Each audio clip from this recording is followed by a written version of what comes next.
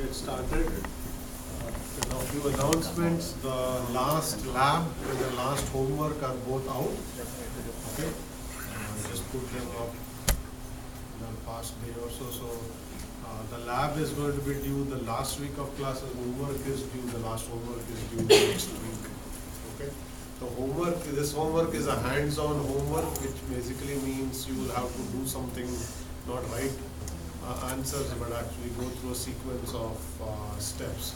And it is meant to get you familiar with Amazon's EC2 cloud.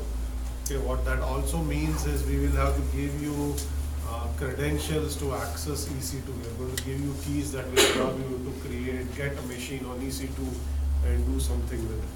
Okay, you can do the homework either as a group or individually.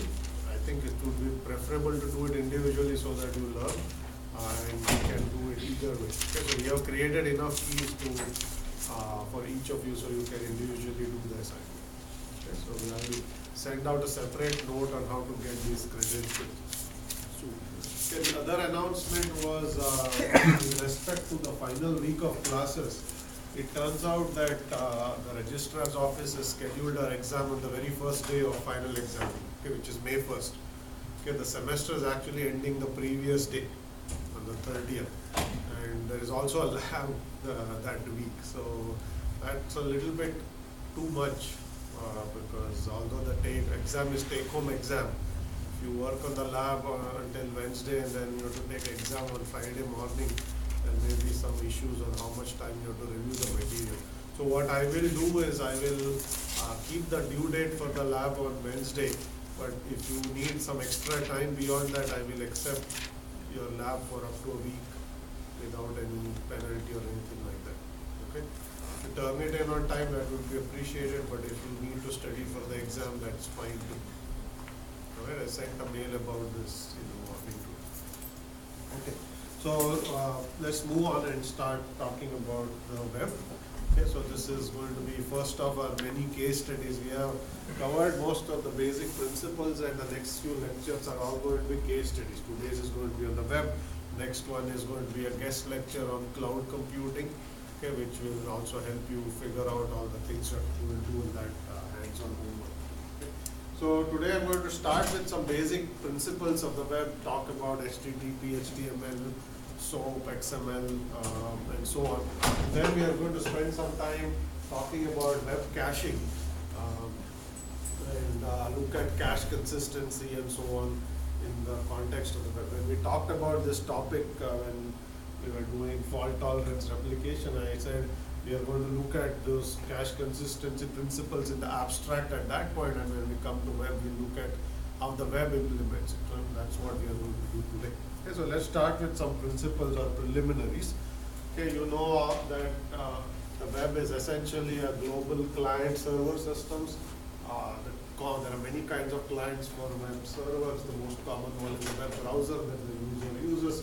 Browser connects to a web server over HTTP protocol. Okay, and it's a request response protocol. Browser send HTTP request, server send back HTTP response. You presumably know that already. Okay? And when the web server receives a request, there are many things it could do. If it's a request for a static HTML page or a static image, you will basically have it stored on the file system. You just retrieve it and reply. If you have multi-tier application or web server, then we will have to do additional processing here, as we will see. Okay. So as far as browsers go, there are many components of a browser, and we were talking about multi-threaded applications. We are looking at a browser. Here is the same picture drawn in a slightly different way. Browsers have become very complex systems now.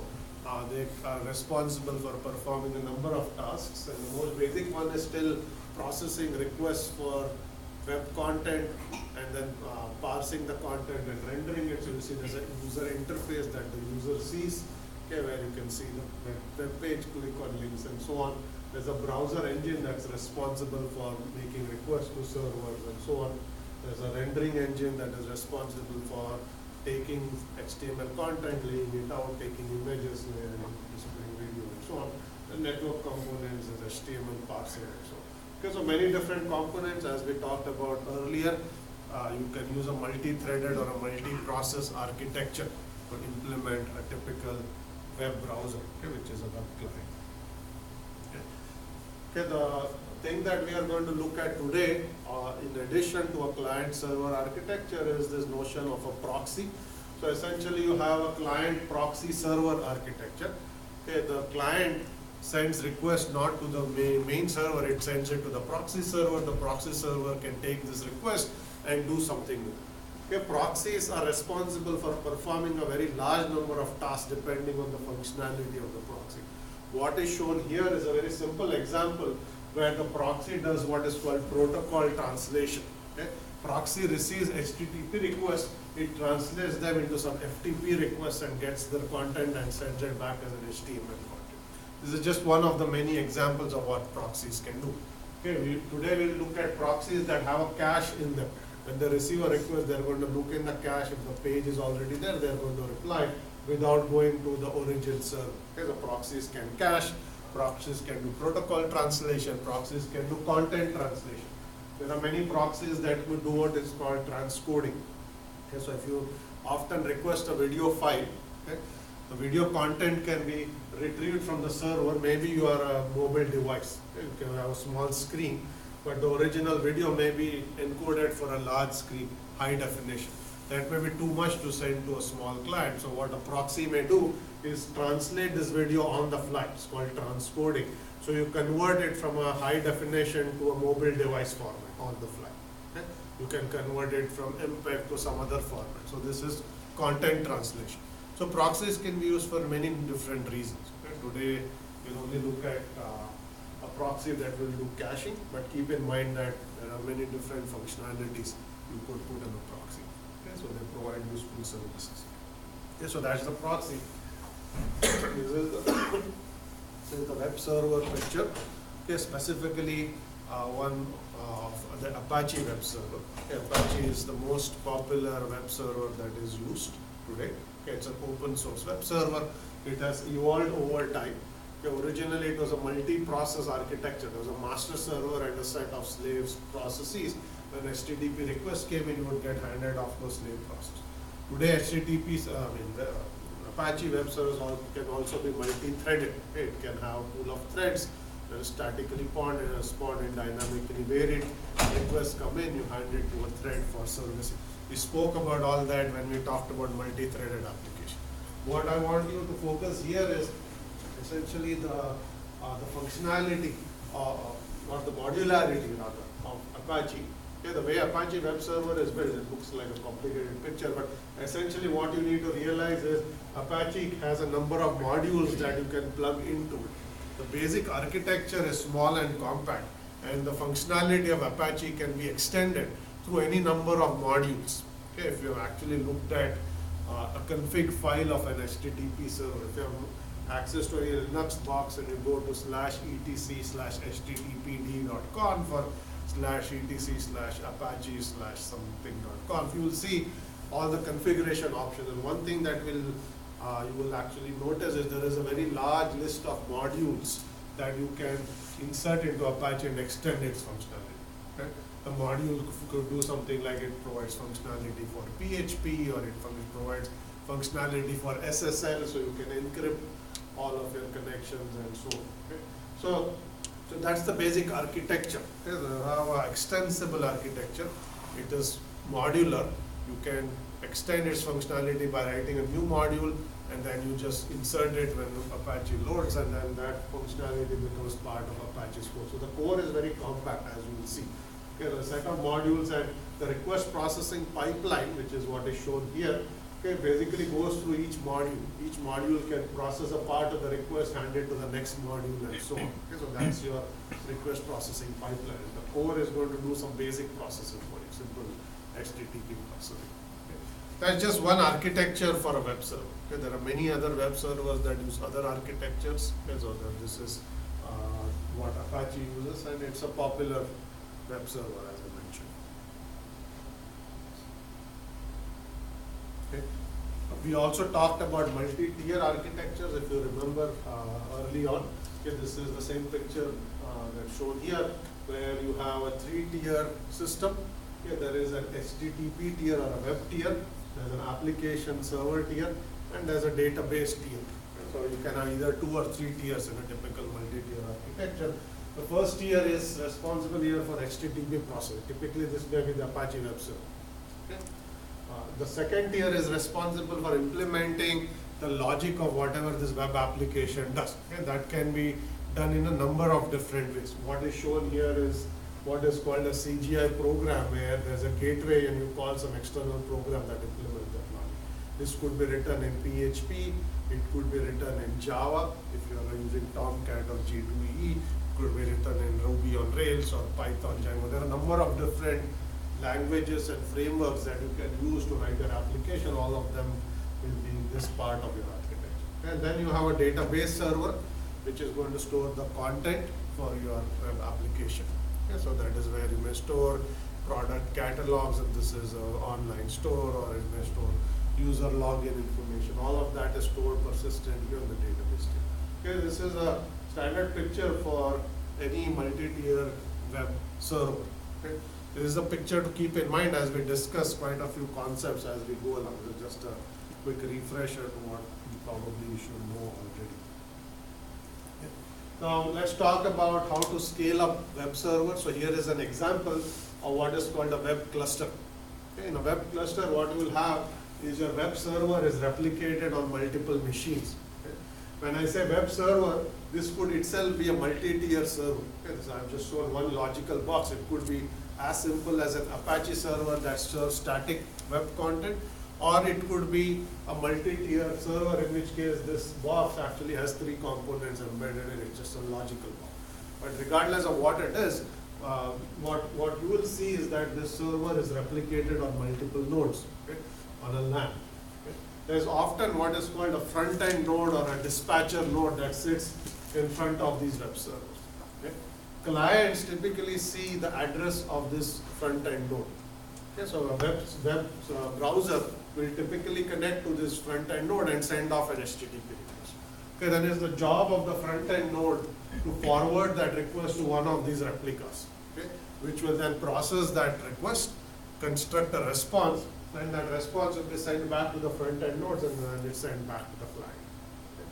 So these nodes are going to sit behind a dispatcher. Okay, this dispatcher will have to implement things like load balancing.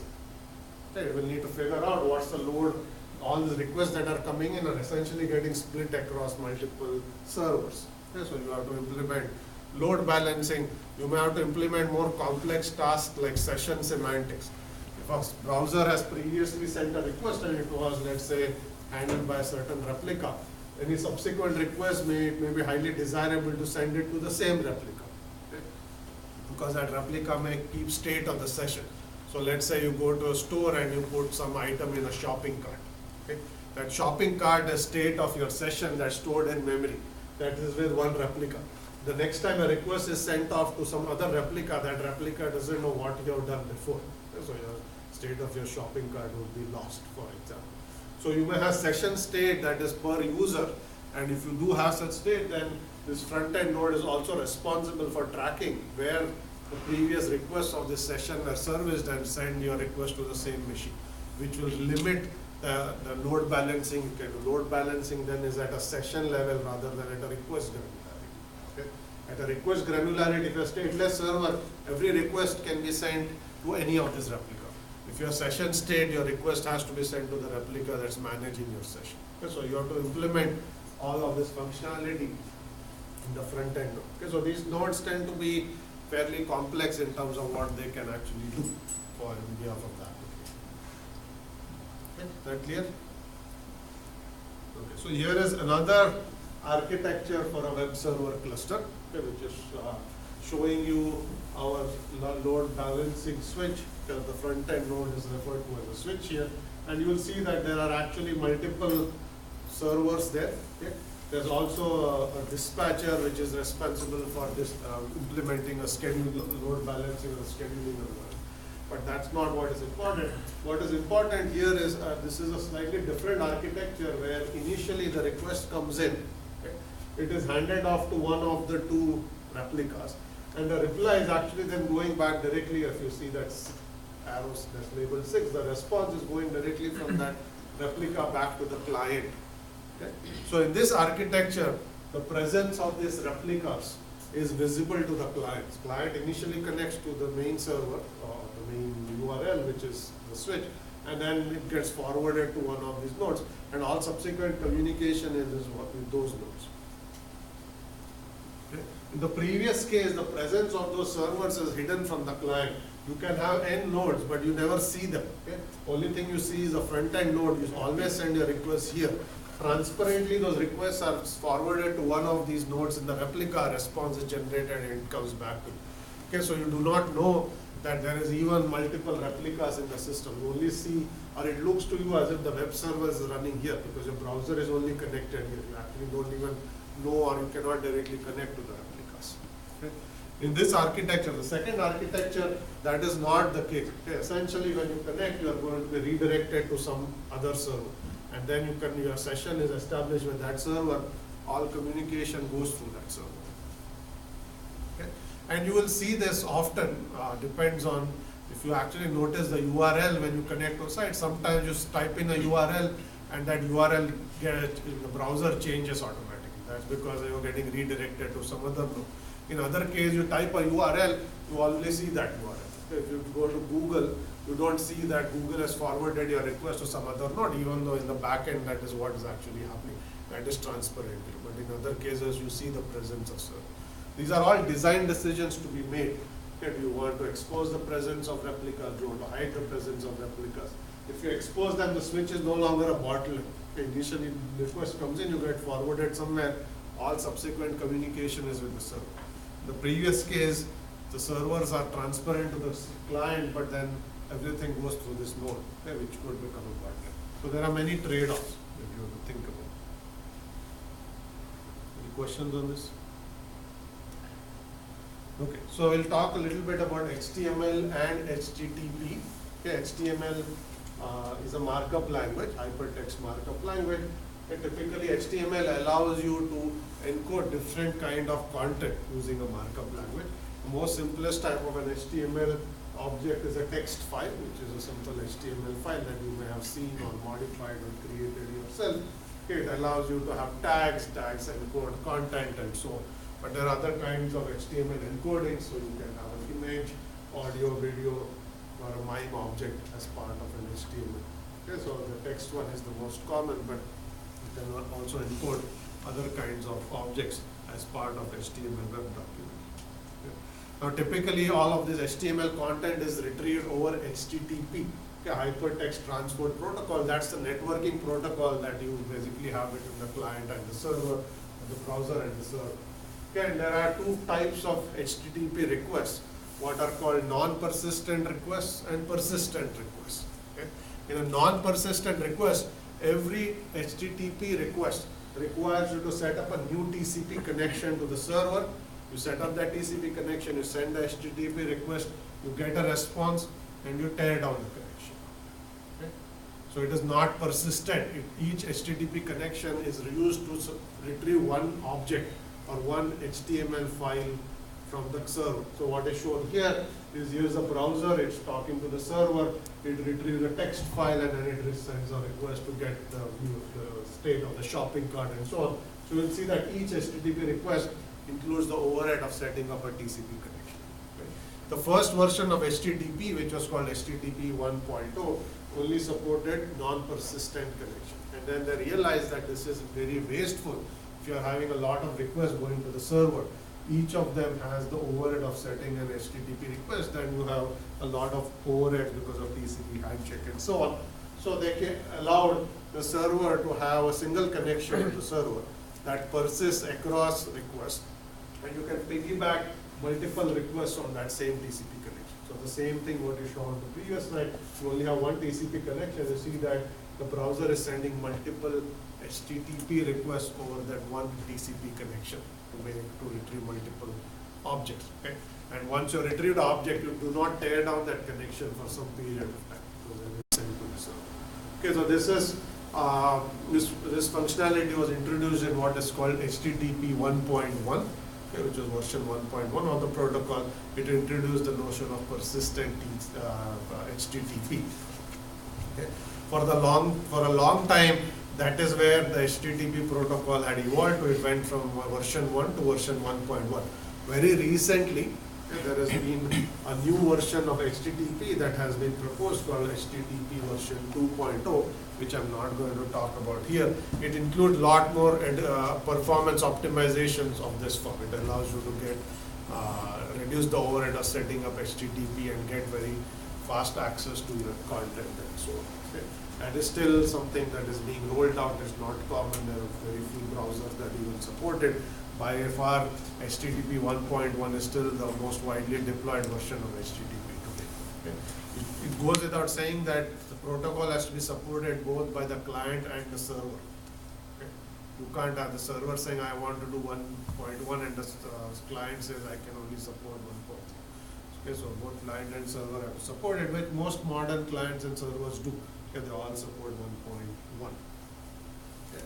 Now, as far as the types of HTTP requests themselves are concerned, there are only 4 requests, okay, that are key to HTTP. Okay.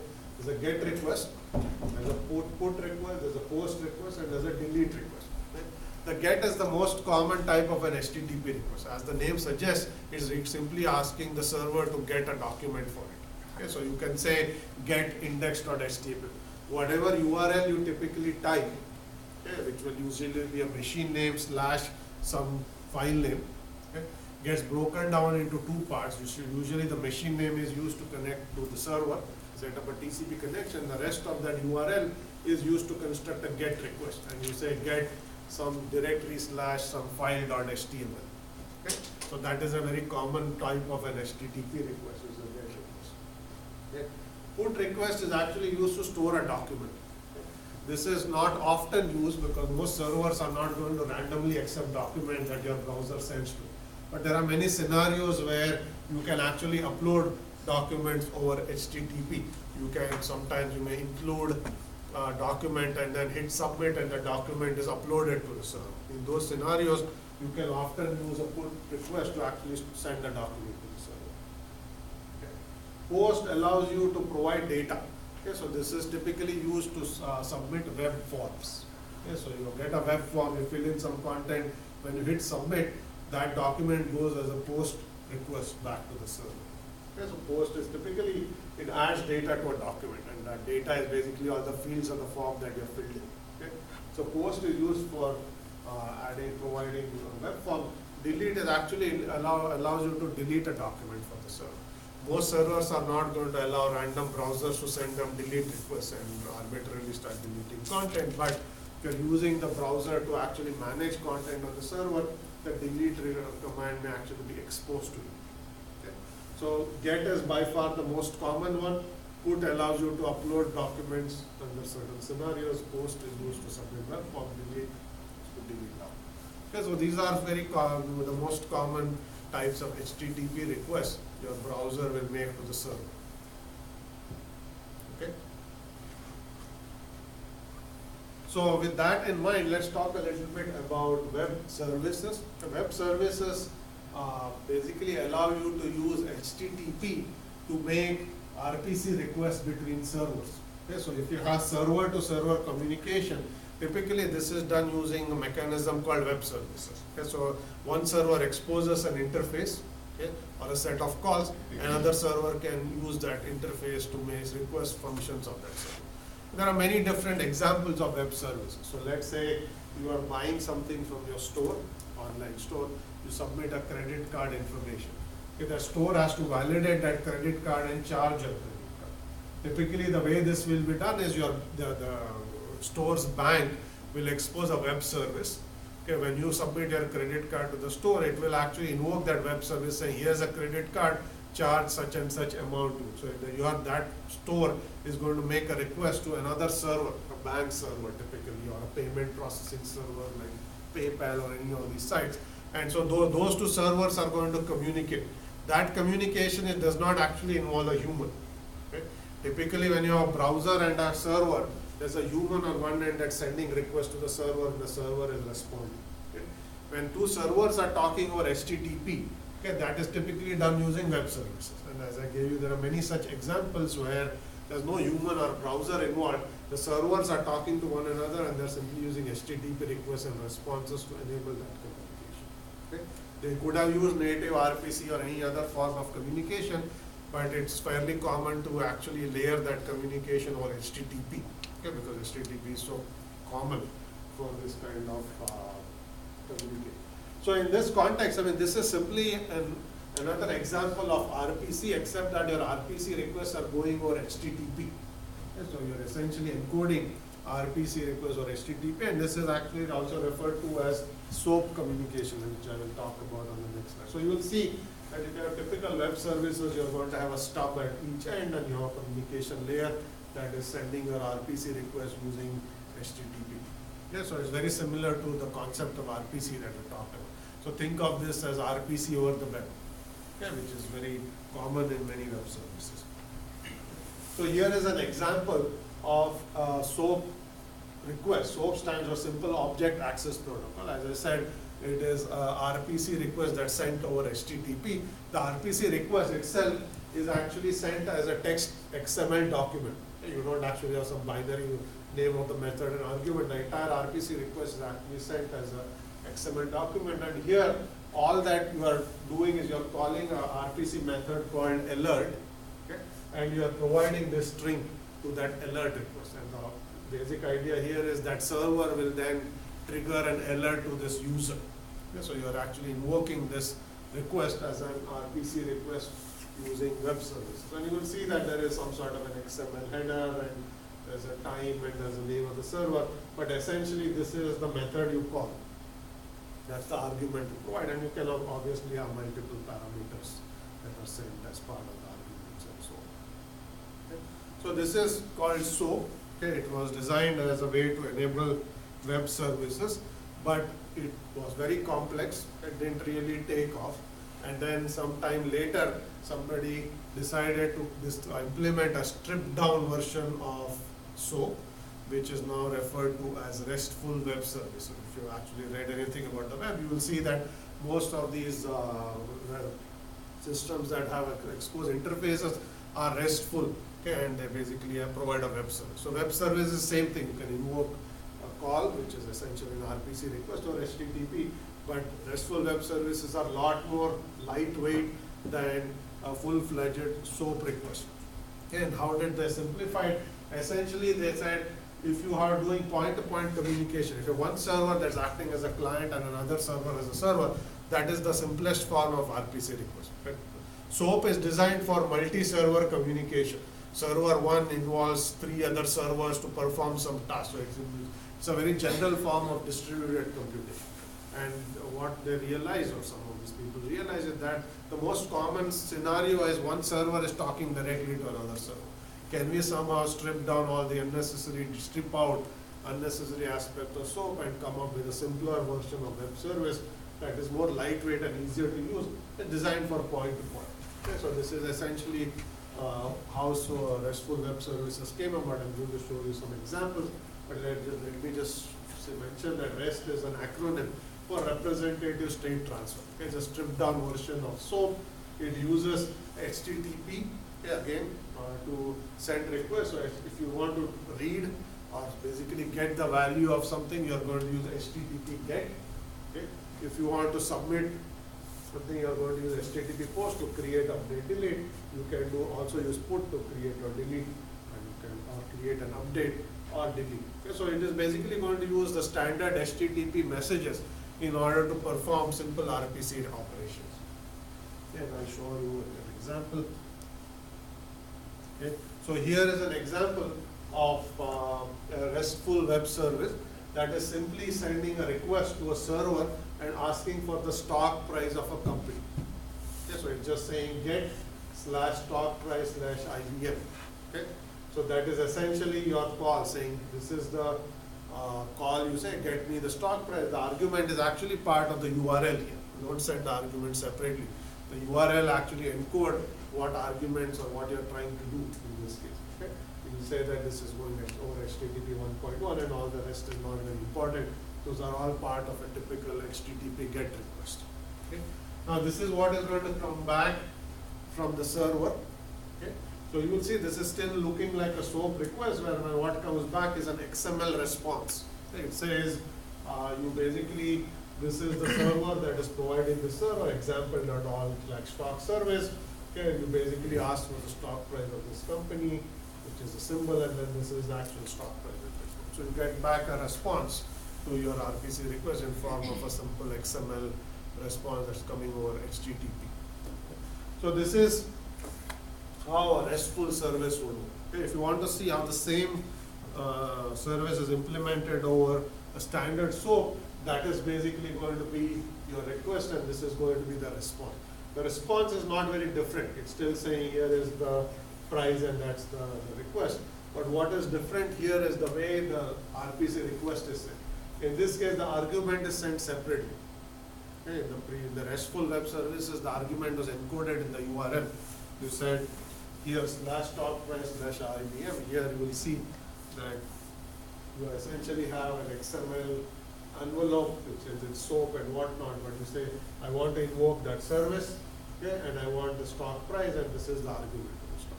So it's much more complicated, much longer in terms of what information you're sending and what you're retrieving. Okay. So what you should take away as RESTful web services are a simplified form of SOAP requests. Okay. And those basically have become quite popular in the way to go about implementing web services. Any questions here? Anyone used any RESTful service or APIs? Yes. So if you actually you look at Google or Yahoo, all of the interfaces they expose are similar. Okay, you will have Google Maps API, and you can actually use Google Search Engine API. You can use a number of these APIs that all look like this. You are going to actually make a request and then get back a response. Okay? And you are using HTTP to make requests and get responses. So essentially, this is all RPCs going over HTTP. So here is a quick comparison of SOAP, how it was designed, and RESTful web services, what has actually become quite popular. So SOAP was designed to be language, platform, and transport agnostic. It said, I'm not going to worry about is this written in you're using XML, okay, and getting an RPC request, but what you implement on the client and the server was independent, right, agnostic to it. Also transport agnostic. What network protocol you use to send this request and response is also agnostic.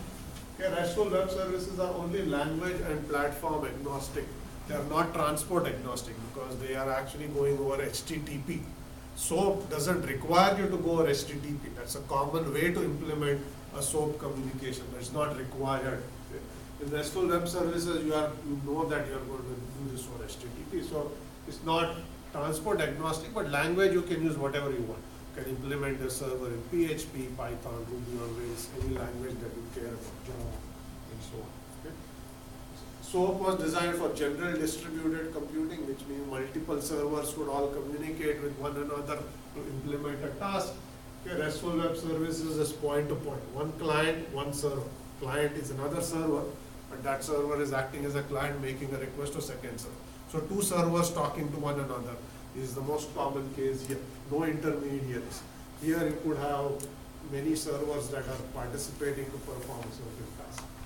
Okay. In SOAP, there are many standards. There is web service definition language, which is IDL to write SOAP services. There is UDDI, that's a directory service that allows you to look up which are servers. All of the concepts we talked about in RPCs, IDLs, interface definitions, using a directory or a naming service, all of those are defined as part of the standards. Okay. RESTful web services, there is nothing like that. All they have defined is interface. Okay, and then you can do whatever you want. So essentially, it's all your own. Okay, there are no standards. You can write a RESTful web service, whatever language, and you can make appropriate decisions. There are no standards you have to actually rely on, adhere to. Okay, that's built-in error handling and then extensible and whatnot. This one is built to be lightweight and simple. Okay, you can learn quickly. You can write.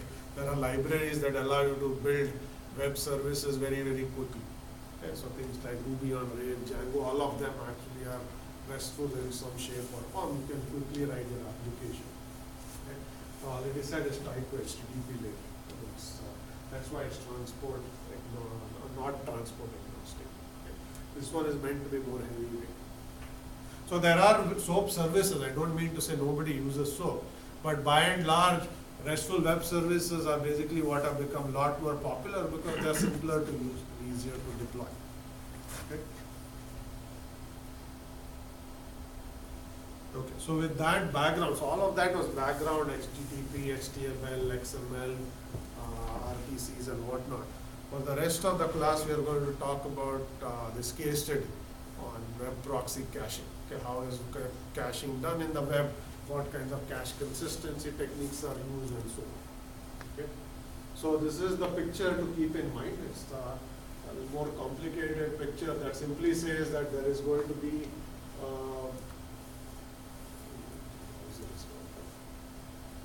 so there is a browser here on the client, okay, and there is a server there, okay, and there are proxies sitting in between the server and the client. And the assumption is now you have, instead of a client-server architecture, client-proxy-server architecture. Clients are going to first talk to proxies, and proxies may be able to handle the request themselves or have to go to the server. And we are specifically going to look at proxies that are going to cache. As I said, proxies can do various things. All of these web proxies have a cache on them. They are going to cache content, okay, of previously accessed web documents. New HTTP request comes in. You see, do I already have the HTML page or the image cached? If so, I'm going to return that from the proxy itself. Okay? And then I don't have to go to a server. If not, you go to a server. Okay, so before we go about talking about this, and the same picture here, which is showing rather than a browser and server, you have browser, proxy server. So let's ask, why do this at all? What does proxies give us? Okay, why are we putting a proxy in between the client and the server?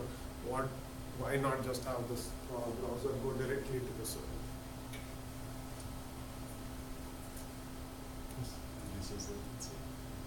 Okay, so it can reduce latency. That's the first advantage. If the proxy is closer to the client than a server, the server is far off, you deploy a proxy nearby. Okay, and if you have a cache hit, the document you're trying to access is already in the cache, then you're going to get that document much faster than going to a far off server. Okay, so you could get better performance. That's one. Any other things you can think of? Okay, so you can reduce load from the server. Okay? If your proxies absorb a certain portion of the load, those requests never make it to the server. So the actual load that the server sees is much lower because the proxies have absorbed some of these two loads, some of the requests. Okay?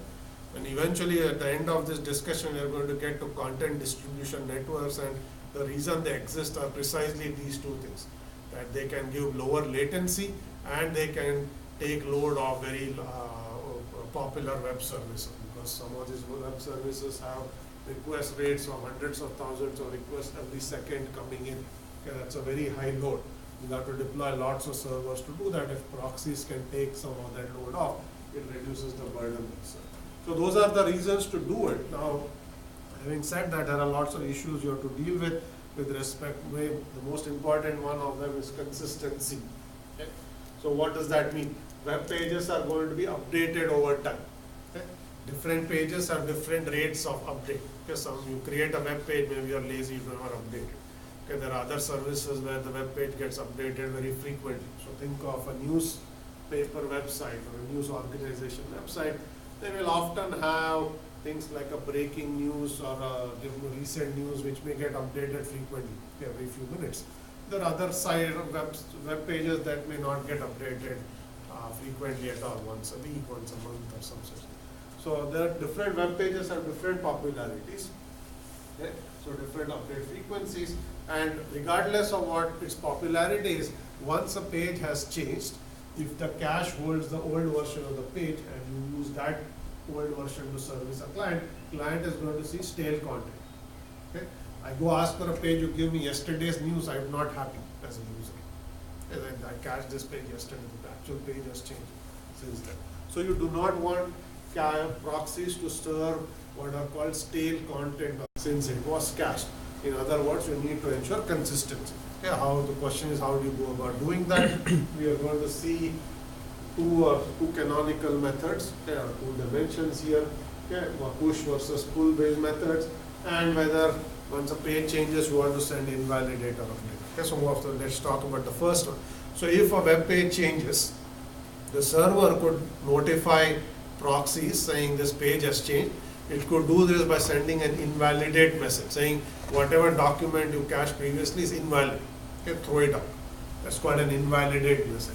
Or you could send an update. Update simply says the web page has changed, here is the new version. You send that to the proxy, so proxy simply replaces what is in its cache with the new version.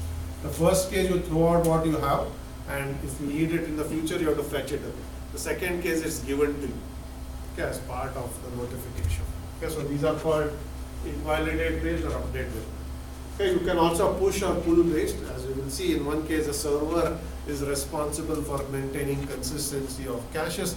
The other pull based approach is the proxy's job to ensure consistency. So you are going to get these two techniques. You will start with push based approaches. A push based approach is the server's responsibility. There is a very simple picture that says whenever web page is updated here, server is going to push something to the proxy saying this page has been updated. The push could either be an invalidate message or an update message. Okay, at this point we are not going to worry about what you are pushing. You have to tell the proxy somehow something has changed. Okay? But as you can imagine, a push based approach is going to be a stateful approach. Okay? The server has to keep track of every proxy that has requested any content from it. Okay, which proxy has which web pages? You may cache 100 web pages. If proxy 1 has requested page 5 and proxy 2 has requested page 10, you need to keep track of this. Their IP addresses, what pages have changed and so on. Anytime any of those web pages change, you have to see which are there caches out there that are caching any of this, caching this page. If so, you have to push notification or update to that cache. So essentially, there are two types of notification. Indicate that an object has changed, that's invalidate. Send new version, that's update. We already talked about that. So you basically have to decide whenever a web page changes what to send. Okay, so one approach is if you have popular web pages, you can send updates for it. Okay? And if you have less popular pages, you can send invalidates for it. Because if a page is popular, just sending a notification saying throw it out, and then because it's popular, the proxy is going to soon receive a request for it and ask for it anyway. Why not just send the page as soon as it changes? Okay, that's the rationale for sending updates for more frequently accessed objects. If a page is less popular, it's not clear whether the overhead of sending the entire page or a large image is worth it, because you may send it and the proxy never receives a subsequent request for it because it's not that popular. So you wasted some bandwidth trying to send an update. Okay? So it also goes without saying that updates consume more bandwidth than invalidate. Invalidate simply says here's an object, discard. The update is sending the entire object, so it could be a large image, it could even be a video object, it could be an HTML page. Yes, but you are going to send a lot more bytes in all of these cases than sending an invalidate. Okay, so the question is, when is it worth it to send an update or an invalidate? Simplest answer is the page is popular or the object is popular, it is probably worth it to send the object. It's the new version of the object. If not, send an invalidate. Is that clear? Any questions here? So we are going to keep building up, so it is not clear, it is a good time to ask questions. So advantages of a push-based approach is consistency guarantees are tighter. Okay? As soon as the web page changes, the server knows when web pages are changing because it's the one hosting the content.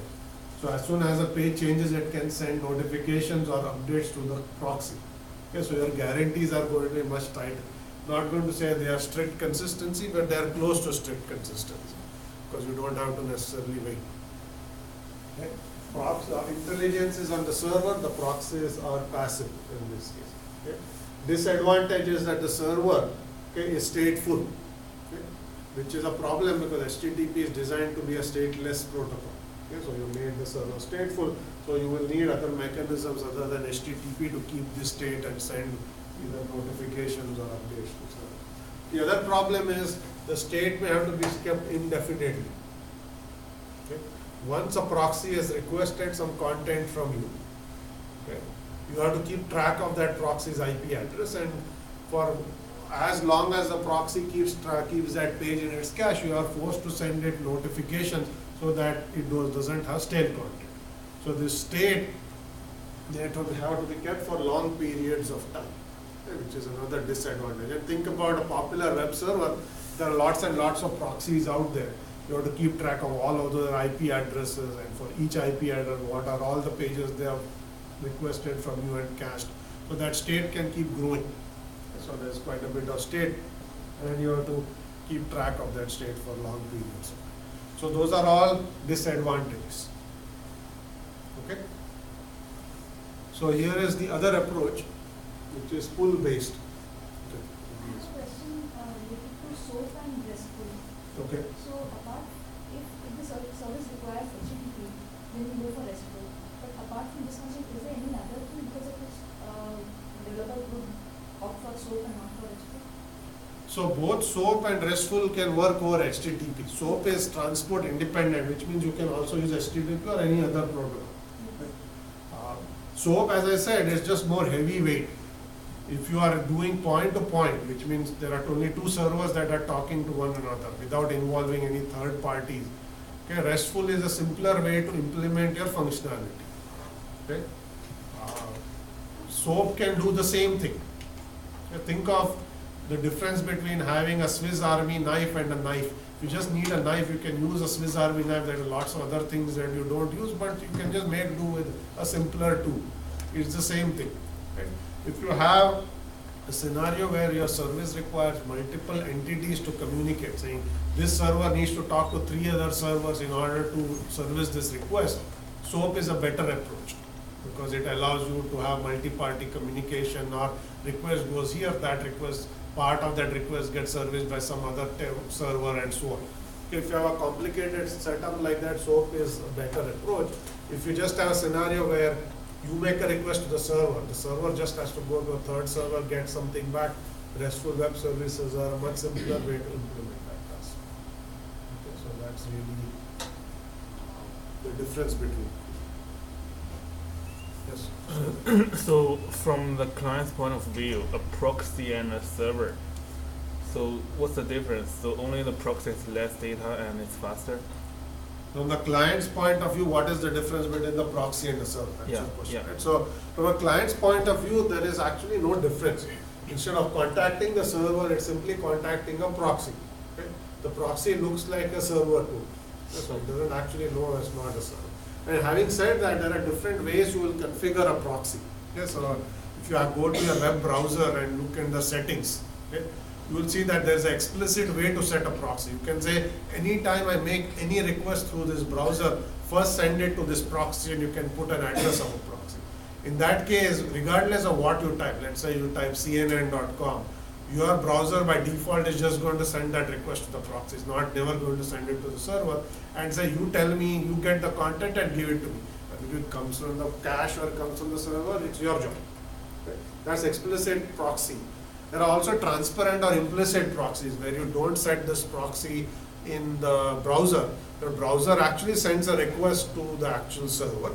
Okay, but what happens is somewhere in the network there's a proxy sitting there that's looking actively at packets that are going and say, here's an HTTP request. Maybe I should try to service it. Okay, and then you basically grab that request while it's on its way to the server, service it, and in that case your server browser doesn't even know that there was a proxy that serviced the request. It's transparent. Okay? So it may or may not be transparent. But regardless, from the browser's perspective, this is an entity that speaks HTTP. It's giving you the content you asked for. That's all. Okay? Yes?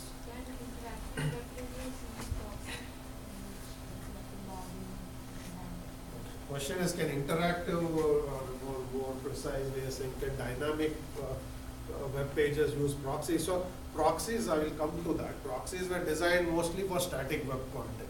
Okay, when you are dynamic content where you are sending a request that requires computation to produce a response, it is often more challenging because you don't know exactly what the response is going to be. You cannot use logins from proxies, for example.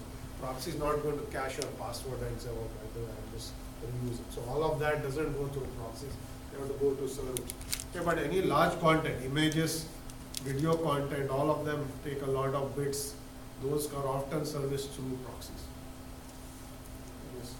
In case of sending an invalidate or an update, how does the server know which web page is popular? Okay, that's a good question. The question is, how does the server know which web page is popular? I'll come to that when we talk a little more. Okay, so at the moment you may not know, the server has to figure all that out. Okay, then how to do that is a separate question. I haven't gotten to, but we will get to. Okay, are there any other questions? Yes. Proxy and the web server, no. In this case, the proxy and the web server use simple HTTP. You are not using any RESTful web service, none of that. Okay, so that is meant for more complex tasks. Here you are just asking for HTTP, give me this web page. Okay, proxy is just sitting in between. If it doesn't get it, it will basically act like a browser and forward the same request to the server. So if the same request goes, you are not actually going to implement any web service for this. So a pull-based approach is the other way to do this. Here it's the job of the proxy to figure out how to maintain consistency. Okay. Server is not going to do anything. It's a simple HTTP server. Okay. Whether web pages change, it's not going to do anything and tell the proxy. So now it's the job of the proxy to, if you have some web page cached from a server, it's the job of the proxy to periodically go and ask the server, has this web page changed? Okay, the server can say yes or no. Okay. This can be actually done using what is called conditional get. Okay. The HTTP request has what I called a get method. Okay. Get, so you can say get index.html, it will just give you that message. Then you can actually do what's called a conditional get, which says you can include an if modified since field in your get message. You say get index.html if modified since yesterday noon. Okay, then what the server will do is see what was the last modification time of this page. If it is newer than noon, then it will send it. Otherwise, it will say okay, meaning the page hasn't changed. Okay. So this is a standard. You can just use standard HTTP request to poll.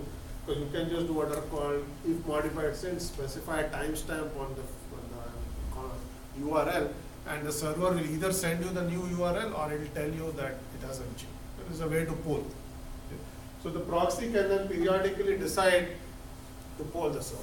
And then you ask the question. So first of all, you should realize that this is going to be less tight guarantees than a push-based approach. Okay. It completely depends on the periodicity of polling. You can say poll once an hour. Okay. If the page has changed, until the next time you poll, you have an old version of the page, and you are going to start serving stale content until the next poll. Okay, so you can make the poll period as small or as large as you want. You can poll once a minute, once an hour, once a day. But whatever the poll frequency is, if the page changes between two polls, until the next poll, you are going to have a stale content in cache. Okay, so any poll-based approaches will have less tight guarantees in terms of whether you have stale content until the next poll. That's the first thing to keep in mind. Okay, then the second question you can ask is, how are you going to decide this polling frequency? Okay, that's an important question, because if you say, I want to give my user the most fresh content, I'm going to start polling every second for every page I cache. That's going to impose a very heavy burden on all the servers. Okay? You may get a request once an hour and you are polling once a second. It makes no sense at all. It defeats the purpose of putting the proxy and increases the load on the server. Okay? So you have to somehow decide the polling frequency in a reasonable way. There are many ways to do this. One is when the server sends you a page as part of your HTTP request, you can specify a time to live value, okay, which is like an expiration time of the page. Okay. So the server can specify expiration time. Okay, so this basically says that very likely the page is going to remain fresh until this expiration time. So the proxy can use that as a hint to say, I got this page, it has an expiration time of 6 hours, so I'm going to poll when the page expires.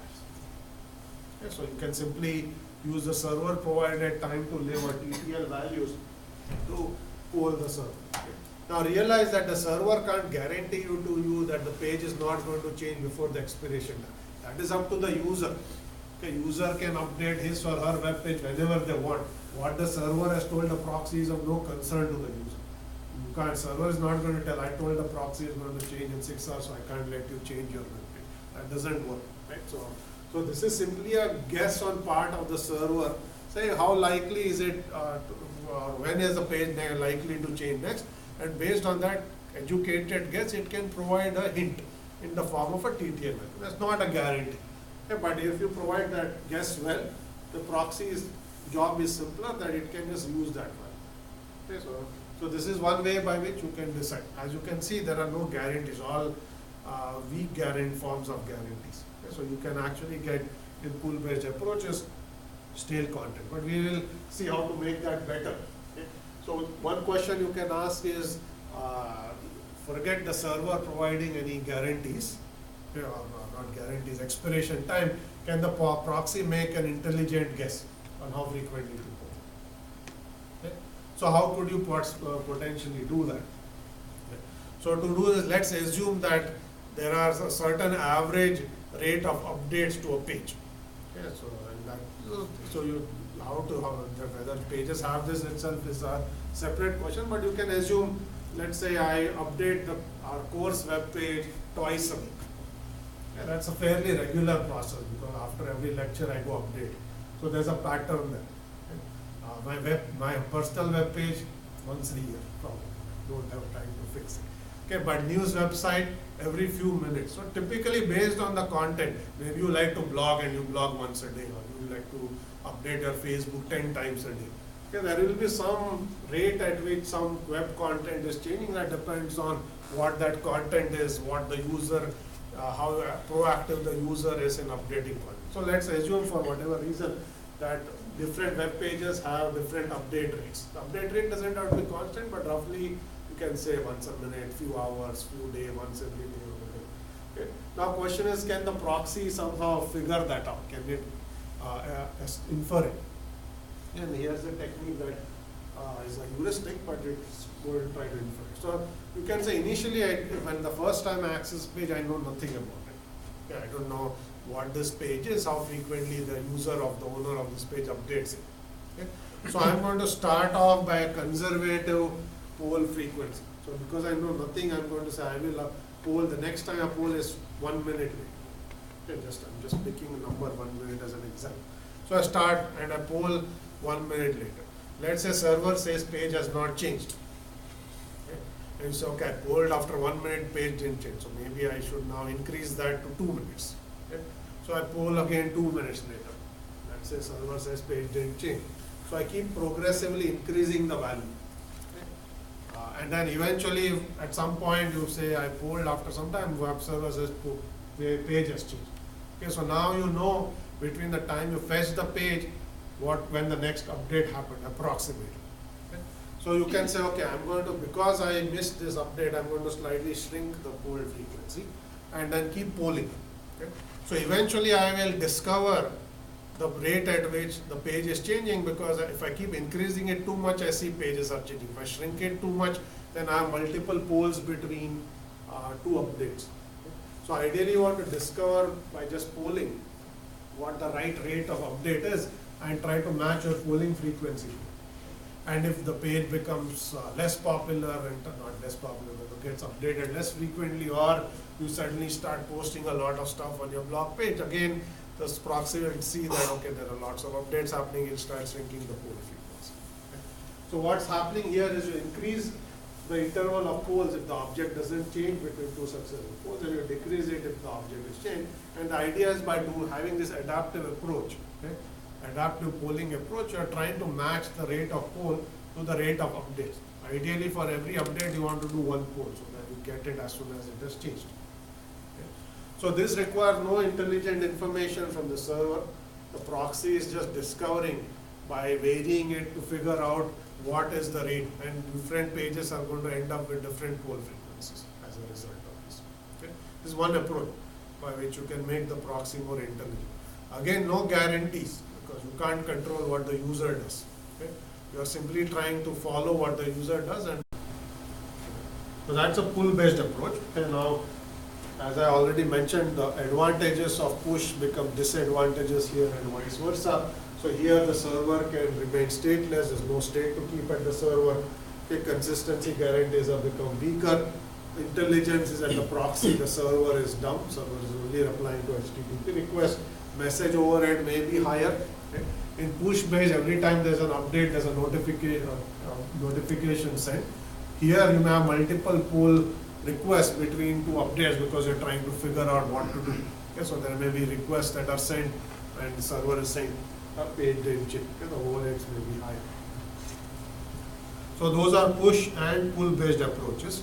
Okay, now I'm going to describe a lease based approach, which is a hybrid of the two.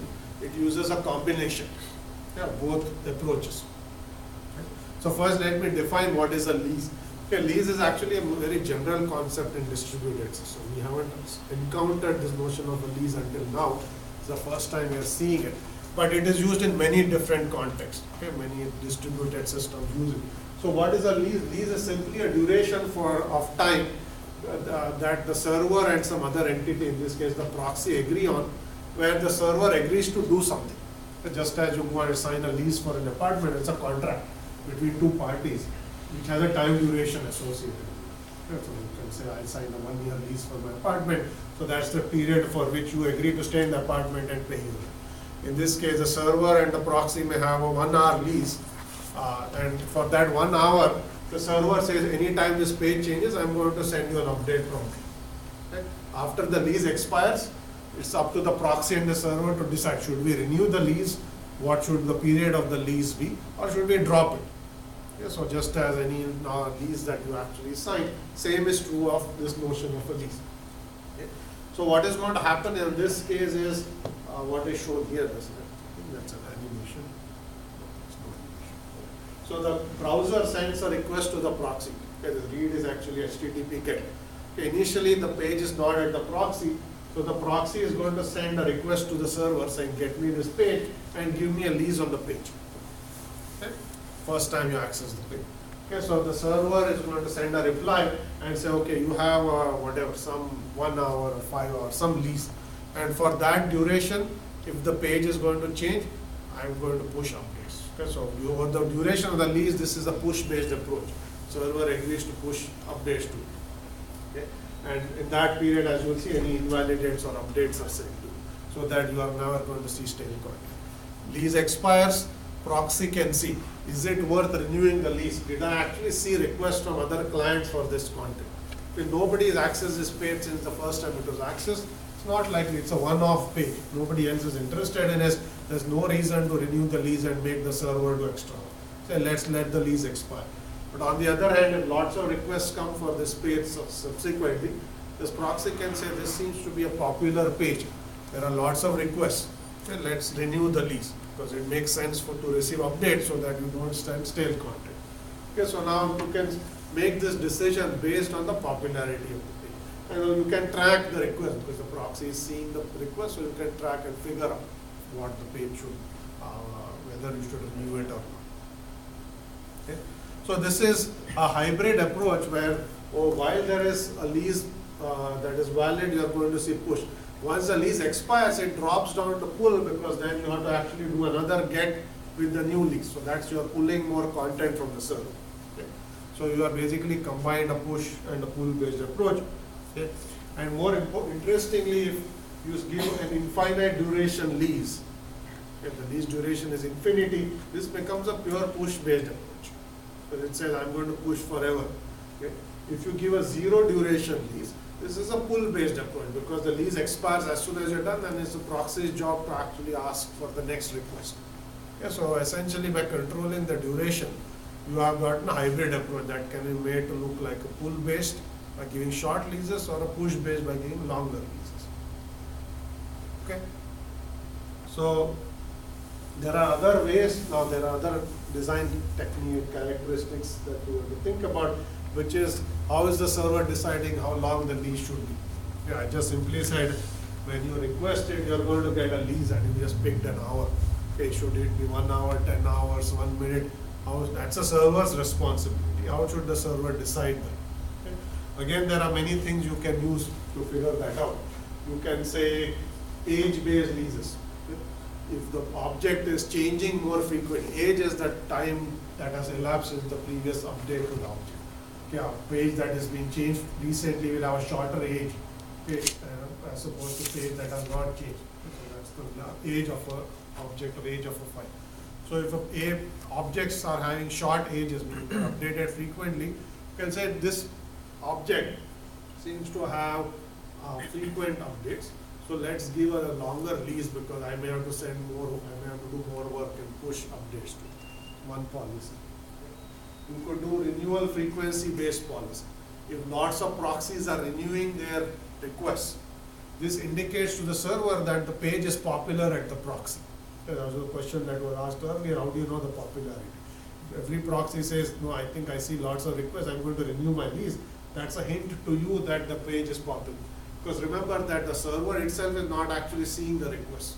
Requests are being absorbed by the proxies. So you cannot directly estimate the popularity of a page. If all requests came to you, you know the request rate for the page. If all the requests are coming to the proxies, you don't see anything. You only see leases, lease requests. So you can see based on how frequently the lease is being renewed, whether the page is popular. If it looks more popular, it seems like it's worth it to give longer leases and make the job of the proxies easier. Okay? That's renewal based. You can also do load based. The server is heavily loaded, you can say all of this leases is all state. Okay, so I'm going to age my state out faster by giving shorter leases. The load is high, I'll give short leases. Once the lease expires, I don't need to send anything to this proxy anymore. So the state that I have to keep shrinks. Okay, so I can control the amount of state based on any of these metrics. So these are just examples of how you can set the lease duration. Of course, the server can use any other approach as well. So we have looked at push-based approach, which gives you tighter consistency, pull-based approach that gives you weak consistency. We saw in the pull-based approach how to make the proxy smart and figure out what rate to pull. That depends on how frequently the page is changing. And then we looked at leases, which will combine both of these into a hybrid approach. And as I said, this notion of a lease arises in many other contexts as well. Here we are using it for consistency. It's a contract between the proxy and the server to ensure consistency on the page for a given duration. But you can use it for other things as well. Any questions on this? So now I'm going to talk about, we have about 2 minutes left. I'm going to talk about cooperative caching, which is how proxies can work together with one another to make the job of the server even easier. Okay, so in this case, so this is referred to as cooperative caching. Okay, so what happens in a cooperative cache is when the proxy receives a request, okay, if that requested page is not in its cache, okay, rather than asking the server for the page, you ask another proxy for the page. Okay? So essentially what has happened is proxies are pulling their cache so that it makes it look like one larger logical cache. If I don't have it, some other nearby proxy has it, I'm going to ask a nearby proxy rather than going to the server. Okay? So there are multiple benefits of having proxies cooperate in their caching efforts. One is if there are lots of nearby proxies and the server is far away, by getting it from a nearby proxy, you still save latency. Okay, because if you have a cache miss, if I have to go to a far off server, that's still going to have a long latency for my browser. Okay? But if there's another nearby proxy, then that is faster for the client. Okay, that's one. Okay, the effective cache hit rate is going to increase because my local misses may not have to require me to go to the server. I could get it from another server. So the cache effectiveness of the cache increases if you pull together content from multiple proxies. Okay? So that is the rationale why proxies can cooperate and act as a larger system of cooperative caching. Okay, so I'm going to show you a picture of how this works. So in this picture, you can arrange your proxies in the form of a hierarchy. Okay? You can have arbitrary hierarchy, but we have seen here are 4 proxies. So that's your server. Okay, up there, these things here, the blue things are clients. Okay, here are 4 proxy nodes. These are, and we have a 1-level hierarchy. There's 1 root, okay, 1 parent, and 3 leaf nodes. Okay. So what is going to happen is you are going to send a request. The request is a local hit, which means the content is there. There's nothing to do to send the request. If it's a miss, you are going to first ask your peers, which are these 2 nodes, and if they don't have it and you don't have it, you basically then send it to your parent, and it keeps trickling up until it hits the root. If it's a miss in the entire hierarchy, you get it from the server. If anyone in my hierarchy, or if my peers or any of my ancestors have this page, then I still don't have to go to the server. That's the basic idea. Okay, so I'm going to show you a picture. So here is an initial request. Okay, so if that is not, the page is not object A, or page A is not present, you are going to now send request to all your peers and your parent. Okay, this request is labeled ICP, which stands for Internet Cache Protocol, which is a protocol that basically is implemented by these cooperative caches. So now what might happen is somebody here has it. Okay, so you are going to get responses back, saying either you have it or don't have it. Okay, if one of them says that they have it, you get it from there. If no one has it, you are forwarding your HTTP request to the parent. The parent is going to recurse. If this is a multi-level hierarchy, the parent will send it to its peers and its parent. Okay. Now in this case, you already reached the root, so there is no way to recurse except to go to the server, saying there's a global miss. So go to the server, and the response will trickle back. Okay, you will basically, that machine will have it, they will forward it here, and then you will send it back. Okay. So this is basically a protocol that's going to implement cooperative caching. Okay. So now what you will realize here is, if you know, if a proxy doesn't have the object, but another nearby proxy has the object, all is well. But in the worst case, if no one has this object, you can see how many requests or messages have been exchanged.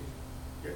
Here your browser is just sitting saying this page seems very, server seems very slow, and requested is not coming because all of these servers and proxies are exchanging messages. The request is trickling down, and it's from the user's perspective to vastly increase latency. User may just give up and say, this server seems to be dead or some such thing. Okay. So cooperative caching is good, except in the case where you have what is called a global miss. In a global miss means no one has it. Okay? So the request is trickling up is going to require a long latency. It would have been much cheaper or faster for the server to have directly gone to this far off server. Okay? Because this is going to take a lot longer than just going to the server. Okay? So how can you optimize the performance of a global miss? I'm going to show you a very quick idea to do that, and then we'll start wrapping up. So the way you are going to do this is, if you don't have the object, okay, rather than asking everyone, if you actually already knew what content everyone cached, you could just look up a table and figure out, does anyone nearby have this content or not. Okay. So the way you are going to do this is, you are going to keep a directory. Okay. So directory is a table which says what pages have I cached, what pages have nearby nodes to nearby proxies cached. So as soon as you receive an object, you are going to look at the table. Do I have it? If yes, you are done. The answer is no. Does anyone close to me have it? The answer is no. You say no one has it. I'm going to go to the server, get it. I'm not going to ask everyone and wait for them to reply and then waste everyone's time and then go to the server. So that's the basic idea. Okay, so that A comma X is just telling you that object web page A is actually at node X. So when you are going to get your request, you are going to look at the directory. Since you see that X has it, you just go to X and get it. Okay, and you're done. If this entry is missing, which means A is not cached anywhere in the system, you're just going to go to the server. So global miss is now much faster to handle. Okay, so lookup is always local. You don't have to send messages to others to ask what they have and don't have. Okay. Hit is at most 2 hops. Either you have it, somebody close to you have it. So in 2 hops, you got the content. Okay. Okay. Miss is also at most 2 hops. Okay. You basically don't see it here. Okay. You can ask someone and maybe they have deleted it for whatever reason. So that in that case, you have 2 hops. Otherwise, you just have 1 hop. You don't see, nobody has it, you go to the server. Okay, you are done. So this is going to use cooperative caching, but keep extra metadata, which is a directory of what everyone has or a table to speed up performance. Okay, so cooperative caching with faster performance. Okay, so here is the global miss case where you go ask for B, nobody has it, you get it on the server, you're done. Okay. So we have a minute left. I'm going to quickly talk about CDNs and wrap up. So CDNs are a network that implement a set of cooperative caches that are built like this hierarchy. Okay, CDNs are commercial services that companies run this global network of caches. There's a company called Akamai that has tens of thousands of these proxy caches deployed all over the world. Okay. These caches are going to serve content. Typically, they are used to serve heavy-duty content like large images, video files, which are popular and they have a lot of capacity to serve so that the server does not get overloaded. So, content distribution networks take this notion of proxy caching, implement a large network of these caches, and I'm going to show you an example here. So you have your origin server there, you have lots of CDN servers which are essentially proxy caches everywhere. Whenever a browser makes a request, you see is there a nearby proxy, so you just send it there, you get the content, you are done. Okay. This is done through DNS. You do not have to, in your browser, actually say that I have to go to a proxy always. You are actually looking up the DNS, through DNS, the IP address of the actual server, but the DNS server of the CDN provider instead gives you the IP address of a nearby server transparently to your browser. So when your browser connects to this server, it thinks it's actually talking to that server instead, because the DNS resolved it to a CDN server rather than a proxy server. CDN server is a cache, and then if you can get your content from the cache, you're done. There's nothing to do. Okay. And so CDN in the background is going to do all that extra work of ensuring that content is fresh. All of what we talked about is being handled inside the CDN. You don't see it. But this is actually a way by which proxies are used today. Okay. There are content distribution networks that are used to deliver a lot of web content transparently to you. Okay. If you go and try to resolve IP addresses of any popular servers, okay, New York Times or CNN or any of these very large services, you'll see that it resolves to something that looks strange because it's not going to the actual server, it's going to a nearby CDN server. Okay, because they are actually operating transparently, sitting between your browser and the origin server. Okay, so that's the manifestation of how these proxies are actually deployed today. Okay. We're going to end here. So we're done for today. And we are done with the web thing as well. Next week, Monday, I believe, is a holiday. Okay. So the next class is going to be on Wednesday. That's going to be a guest lecture on cloud computing and data centers. Okay, so it's an interesting topic, but that topic is typically a guest lecture. So the next class is going to be a guest lecture on this topic of cloud computing. And then we have one last week where we are going to start wrapping up with a couple of topics left. We're getting close to the end.